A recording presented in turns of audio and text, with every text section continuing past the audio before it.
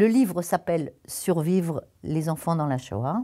Ce livre commence au lendemain de la Première Guerre mondiale et il se termine aujourd'hui. C'est une façon de présenter d'une manière qui n'avait pas été abordée jusqu'à présent, à savoir faire dialoguer l'histoire avec un grand H, avec les histoires des survivants qui sont les personnages clés de ce livre. Donc c'est un livre de dialogue.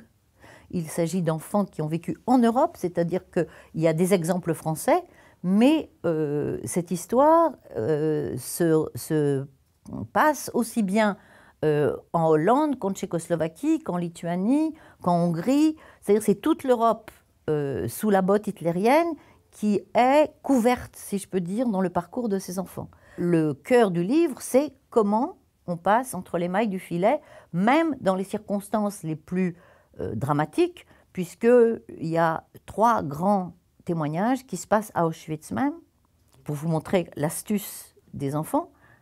Un jour, on fait faire 2 rondes aux enfants, il y avait des enfants à Auschwitz, et on dit aux plus faibles de se mettre dans la ronde du milieu, et aux plus grandes de se mettre dans la ronde extérieure. Elle commence à tourner, à danser, et la petite fille qui était au milieu, parce qu'elle était maigrichonne et pas très costaud, comprend que si elle reste dans la ronde du milieu, c'en est fini.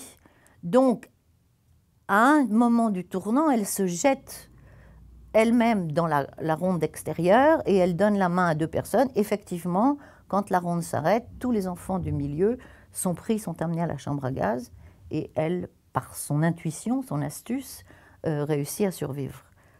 C'est le genre d'histoire qui parsème ce livre.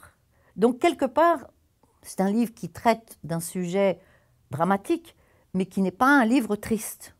C'est aussi un paradoxe de ce livre. C'est un livre de désir de vie. Voilà, c'est un livre de désir de vie.